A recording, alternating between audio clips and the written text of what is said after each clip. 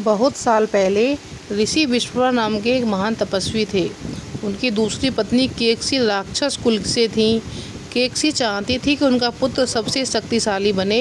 समय बीतने पर एक बालक जन्मा जिसका नाम रखा गया दशग्रीव। उसके 10 सिर और 20 भुजाएं थीं। बचपन से ही वह साधारण नहीं था, वह बहुत ही बुद्धिमान था। उसे वेदों का ज्ञान, युद्ध कला, संगीत, ज्योतिष, तंत्र मंत्र सब कुछ सीखने में रुचि थी। उसके भाई थे कुंभकर्ण और विभीषण, और एक बहन थी शूर्पणखा। रावण सिर्फ राजा नहीं बनना चाहता था, वह पूरी सृष्टि पर राज करना चाहता था। उसने भगवान ब्रह्मा को प्रसन्न करने के लिए कठोर तपस्या शुरू की। सालों तक भोजन नहीं किया। फिर उसने अपना एक सिर काटकर अर्पित कर दिया। 1, 2, 3 ऐसे उसने 9 सिर काट दिए। जब वह 10वां सिर काटने लगा तब ब्रह्मा जी प्रकट हुए और उन्होंने कहा, मांगो वरदान। रावण बोला, देवता, दानव, नाग कोई भी मुझे न मार सके। उसे वरदान मिल गया, लेकिन उसके मनुष्यों को कमज़ोर समझकर उनसे सुरक्षा नहीं मांगी। यही आगे उसकी सबसे बड़ी भूल बनी। रावण भगवान शिव का सबसे बड़ा भक्त था। एक कथा के अनुसार उसने कैलाश पर्वत उठाने की कोशिश की। शिव ने अपने पैर का अंगूठा दबाया और पूरा पर्वत रावण के ऊपर आ गया। दर्द में भी रावण शिव स्तुति गाने लगा। तभी उसने प्रसिद्ध शिव तांडव स्तोत्र की रचना की। उसकी भक्ति से प्रसन्न होकर शिव ने उसे चंद्रहास नाम की तलवार और अद्भुत शक्तियाँ दी। रावण ने लंका पर कब्जा कर लिया। लंका पहले उसके सौतेले भाई कुबेर की थी। कुबेर के पास पुष्पक विमान था, उड़ने वाला दिव्य रथ। रावण ने कुबेर को हराकर लंका छीन ली और पुष्पक विमान भी ले लिया। फिर उसने सोने की भव्य नगरी बनाई। कहते हैं लंका इतनी समृद्ध थी कि वहाँ सड़कों तक में सोना जड़ा था।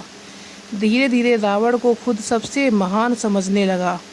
उसने देवताओं को हराया, ऋषियों को हराया और कई राज्यों पर कब्जा किया। दुनिया उससे कांपने लगी, लेकिन उसका भाई विभीषण हमेशा धर्म का साथ देता था। वह रावण को समझाता, अहंकार विनाश लाता है, पर रावण किसी की नहीं सुनता। इधर राम, सीता और लक्ष्मण वनवास में थे। एक दिन शूर्पणखा ने राम को देखा और उनसे विवाह करना चाहा। राम ने मना कर दिया। फिर उसने लक्ष्मण को प्रस्ताव दिया। क्रोधित होकर लक्ष्मण ने उसकी नाक काट दी। रोती हुई शूर्पणखा रावण के पास पहुंची। उसने सीता की सुंदरता का वर्णन किया और बदला लेने को कहा। रावण ने योजना बनाई कि उसने मारीच को स्वर्ण मृग बनने भेजा। सीता उस हिरण को देखकर मोहित हो गई और राम को उसे लाने को कहा। राम उसके पीछे गए।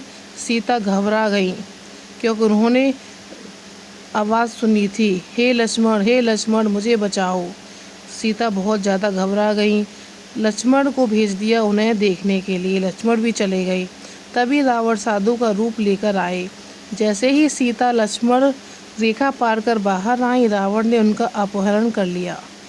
रावण को रोकने की कोशिश करते हुए पक्षीराज जटायु का भयंकर युद्ध हुआ, लेकिन रावण ने जटायु के पंख काट दिए।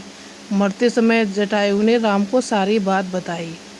राम की मुलाकात हनुमान से हुई। हनुमान समुद्र पार करके लंका पहुँचे और उन्होंने अशोक वाटिका में सीता की खोज ली। फिर रावण ने सैनिकों से युद्ध किया। रावण ने हनुमान की पूंछ में आग लगा दी। हनुमान ने पूरी लंका जला दी। फिर समुद्र पर पुल बनाया। वानर सेना लंका पहुंची। भीषण युद्ध शुरू हो गया। युद्ध में मेघनाद मारा गया, कुंभकर्ण मारा गया। रावण की बड़ी योद्धा खत्म हो गई, लेकिन रावण फिर भी नहीं झुका। आखिरी दिन रावण और राम के आमने सामने आए। रावण अत्यंत शक्तिशाली था। कई बार उसके सिर कट जाने से लेकिन फिर उगाते हैं। तब विभीषण ने राम को उसका रहस्य बताया। उसकी नाभि में अमृत है। फिर राम ने दिव्य ब्रह्मास्त्र निकाला और रावण पर चला दिया तथा रावण धरती पर गिर पड़ा।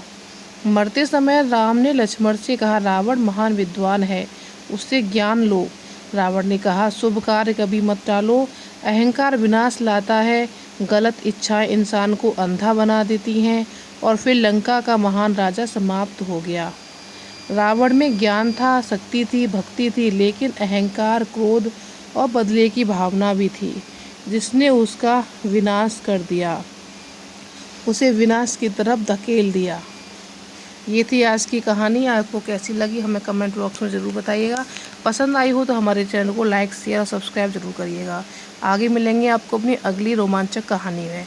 चलिए आज के लिए इतना ही, मिलेंगे आपको अपनी अगली वीडियो में। Thanks for watching.